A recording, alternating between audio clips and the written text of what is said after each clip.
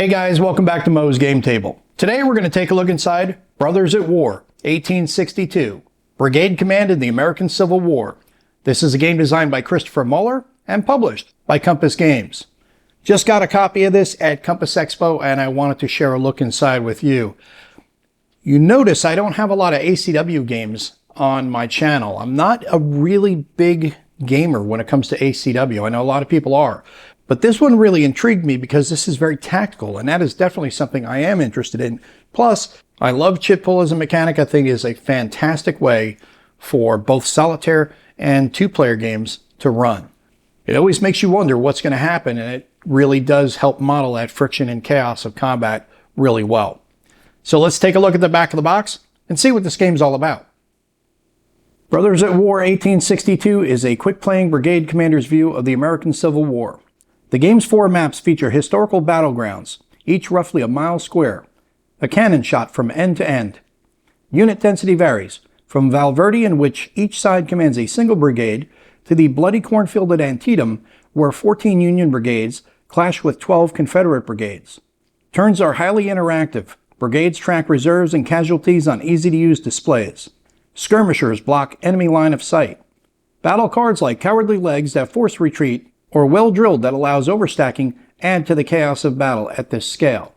You can see at the top here it says 20-minute turns, 100-yard hexes, brigade commands, regimental units.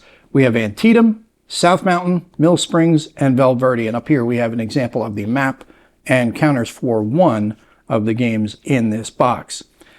Complexity is medium. Turn scale is 1 turn equals 20 minutes. Map scale 100 yards per hex. Unit scale regiments and batteries.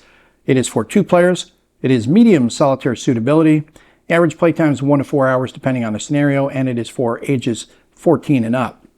Inside we get 520 3/4 inch counters, 114 half-inch counters, 4 22 by 34 inch maps, 1 deck of cards, rulebook and a study folder, 9 cardstock player aids, and 6 six-sided dice. So let's take a look inside and see what we get. There we have our deck of cards, pack of dice, sealed for freshness, little sheet of errata, the rule book, scenario book, player aids, the counter sheets, and the 4 maps that come with the game. So let's set up the maps and take a closer look at the game. Next, we'll take a look at the maps that come with the game, starting off with Valverde. Guns on the Rio Grande, the New Mexico Territory, February 21st, 1862. It's a beautifully done map. You can see all of the different pieces of terrain, very easy to understand, very easy to see.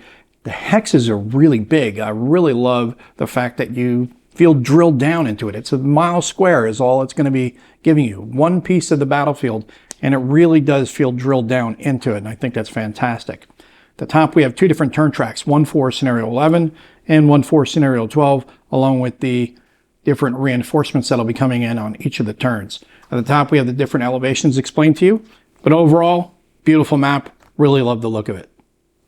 The next map is for Mill Springs, Thunder in Kentucky.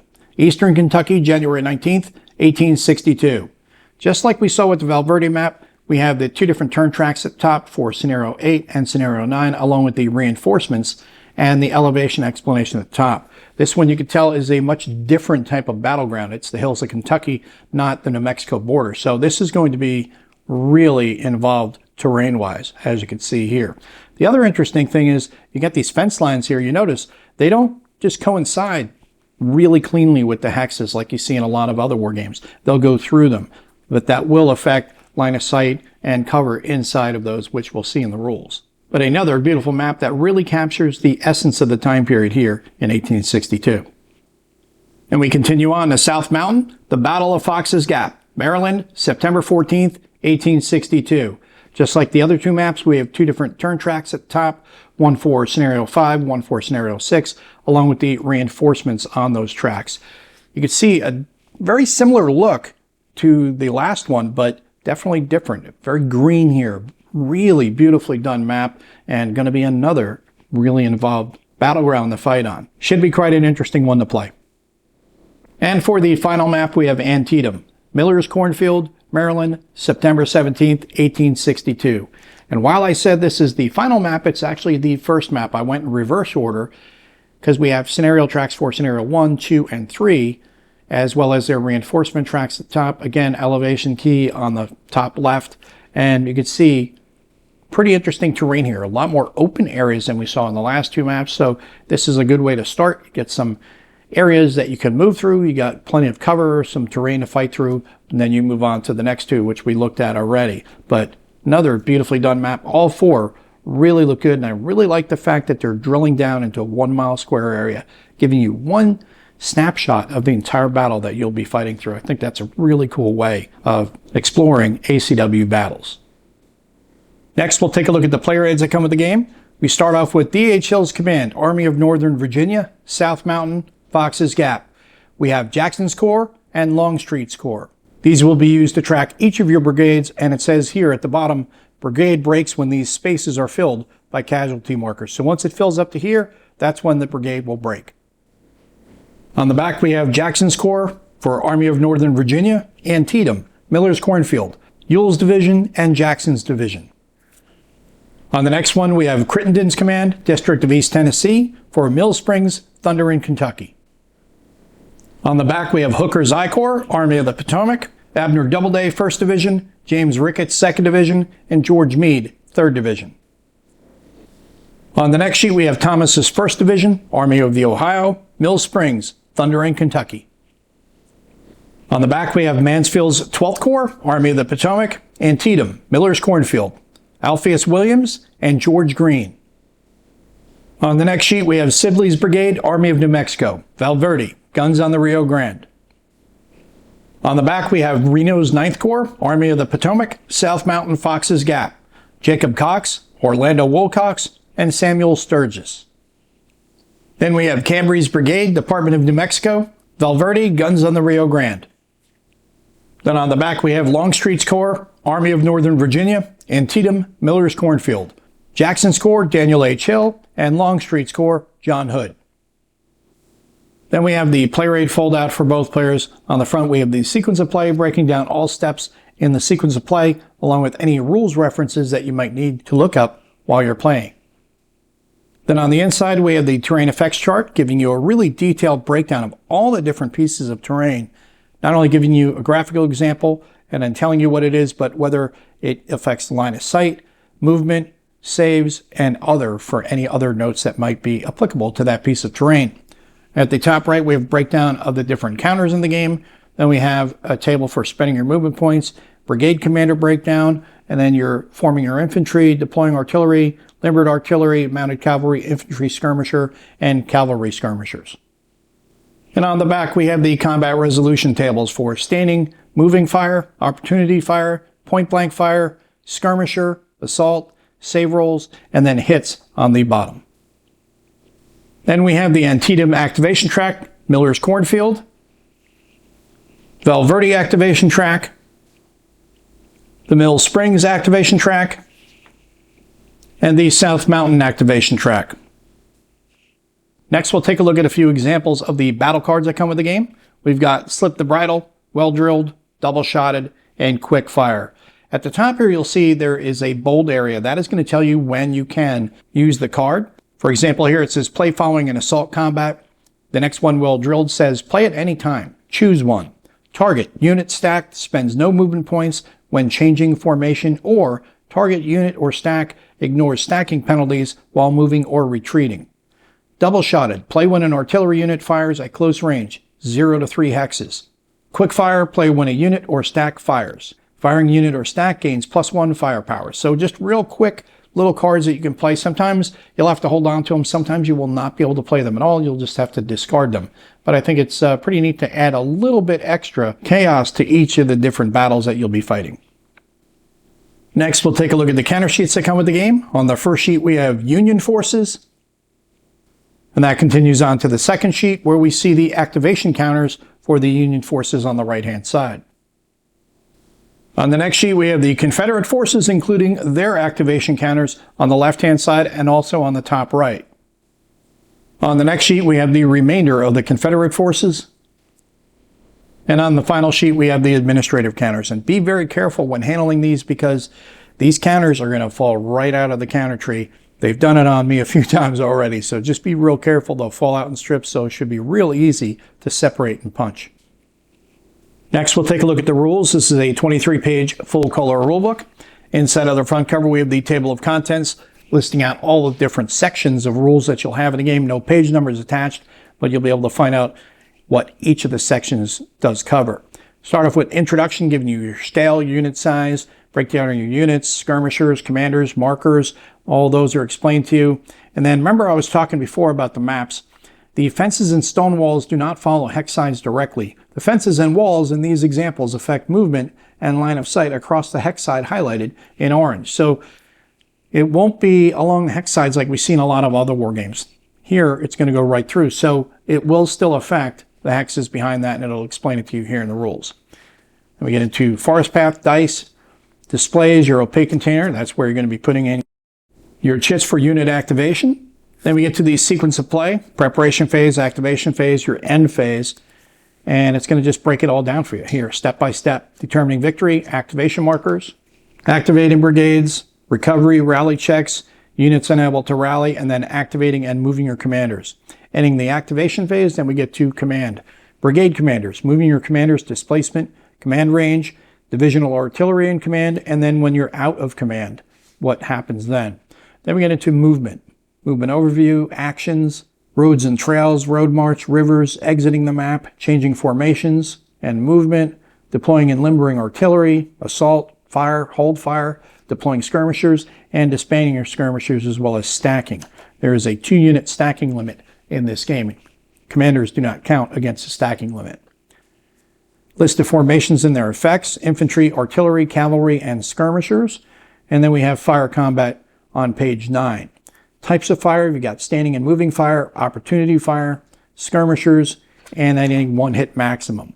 Limited saves, no pass-through fire, sharpshooters versus artillery, combined fire, and then an illustrated example of combined fire here. Point-blank fire, skirmishers and point-blank fire, artillery fire, range, line of sight, and how terrain affects that. Hex sides and line of sight, hindrances, LOS shadows, pass-through fire.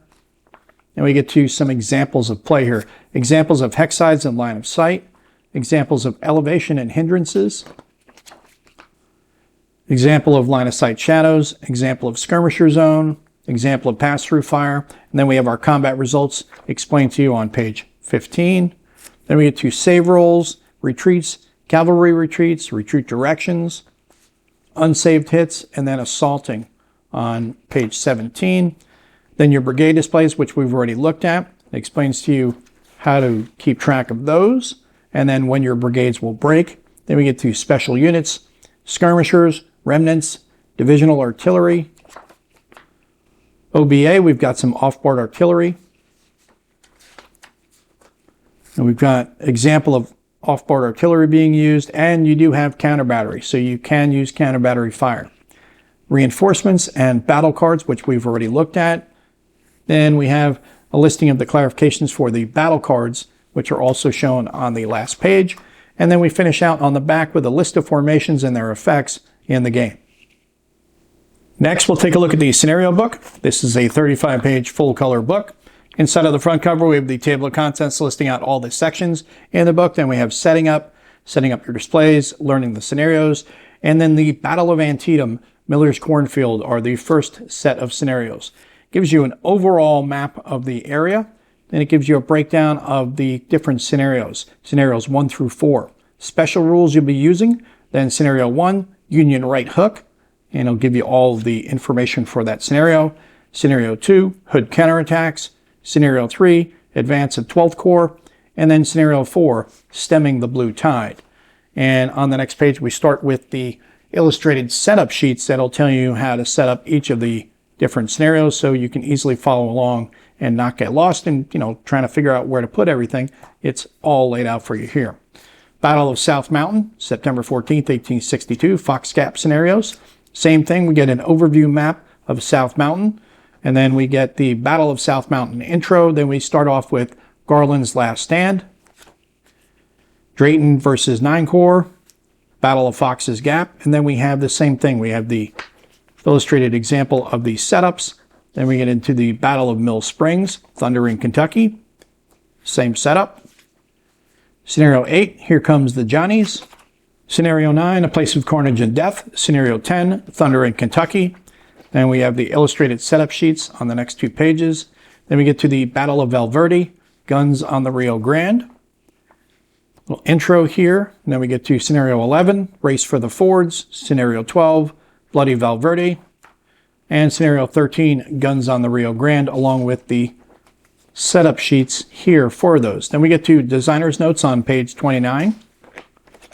Chris Muller is going to explain how he got into the design, what inspired him.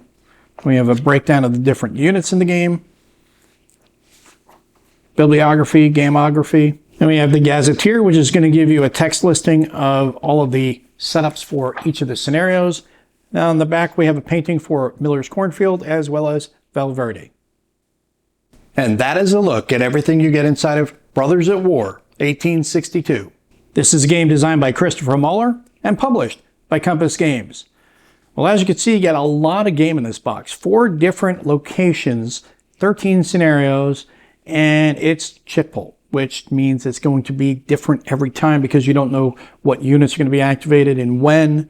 And then you have the battle cards to add a little bit more friction in there. So it should be a really interesting game to play multiple times. Replay value should be very high on this. Outstanding component quality is always from Compass. Love these counters. Got to be real careful with these when you pull them out of the box because they will fall out. They're just really nicely cut. The maps look beautiful. The rule book looks really clean, very easy to understand. All the player aids you're going to need. Sequence of play, nice fold out so you can easily tell what each of the different pieces of terrain are inside with the terrain effects chart. And then you have the breakdown of the sequence of play on the front. Now on the back, all the other tables that you'll need for combat and stuff. Really just a great little package overall. And everybody that I've talked to that's played this has really enjoyed their plays of it so far. So I'm looking forward to checking this out because, like I said, I'm not a big ACW guy. It's not that I don't like it. I just have never been really drawn to it. But drilling down like this and getting into the tactical level really does interest me. So I'm really curious to see how much I'm going to enjoy this game. I have a really strong feeling I'm going to. I've seen it played and it definitely had me interested. So looking forward to giving it a chance myself. And Solitaire, again, chit pull, really easy to solo this game.